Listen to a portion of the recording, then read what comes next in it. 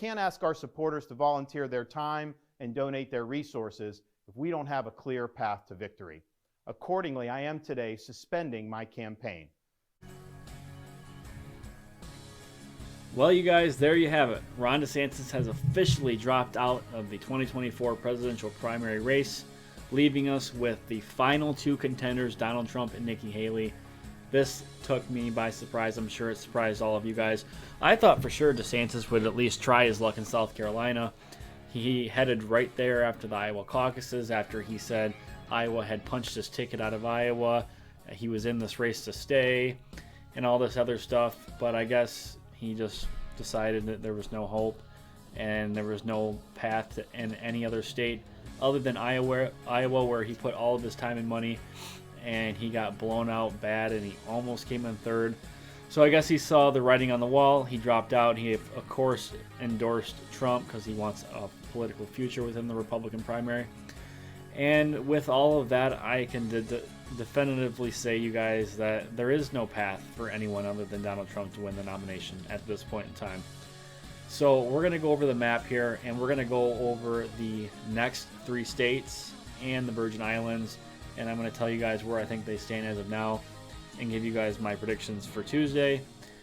So right off the bat, people are saying that DeSantis getting out is a blessing to Nikki Haley, which I don't see any logic in that. The DeSantis people are going to go to Trump.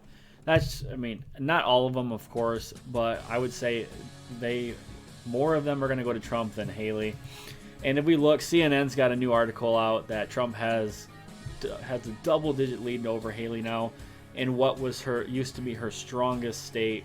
It's now crumbling to pieces and right in front of her face.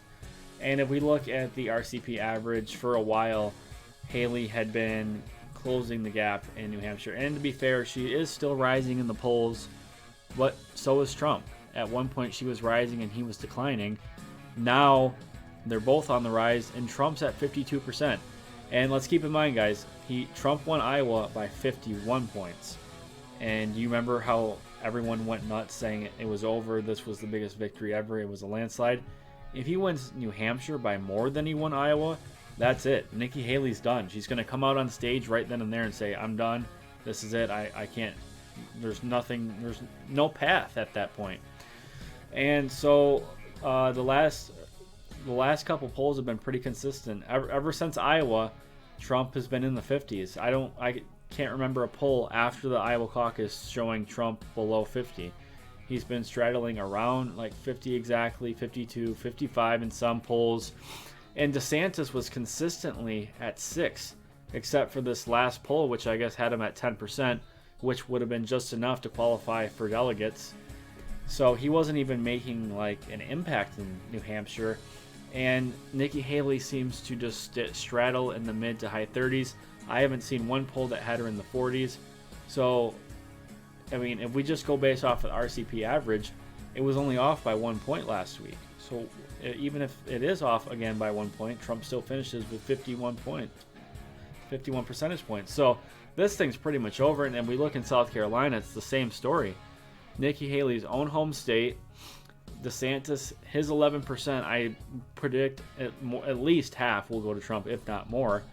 So, and does Nikki Haley really want to embarrass herself? I would say not. And let's keep in mind, she's not even on the ballot for the Nevada caucus on February 6th. So let's take a look at the map. So obviously Iowa's filled in, 20 delegates for Trump, 8 for Haley. If we go up to New Hampshire, let's just take one more look at the polls here. So let's just say that Trump underperforms 52, like he slightly underperformed in Iowa. And we just, I don't know, we can split up DeSantis's votes based off of the polls on who they said was their second choice. So I'm predicting Trump will finish with an even 50, and then obviously the remaining will go.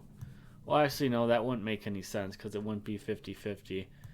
It would be probably Trump fifth. Well, if he gets DeSantis's, which I think he will, I could see Trump getting in like the high 50s, maybe mid-50s. So I would say he'd probably get like 54%, and then Haley might get 45%. That's being really generous to her. But at that point, it's over with. Trump's got a majority of the voters in New Hampshire. Then we come out to Nevada, and he's the only one on the ballot, so he's going to get all the delegates.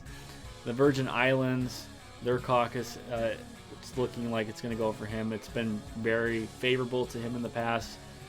And then if we come out here to South Carolina, where Trump is, of course, a 30-point lead. He's sitting at 52%. She's at 21%. If we divide up DeSantis's evenly, that puts Trump at like mid-50s, high 50s. Let's just say he gets 54%. Nikki Haley gets the rest, which I could see definitely happening. 94-41, he wins the rest of the 4 states and the Virgin Islands.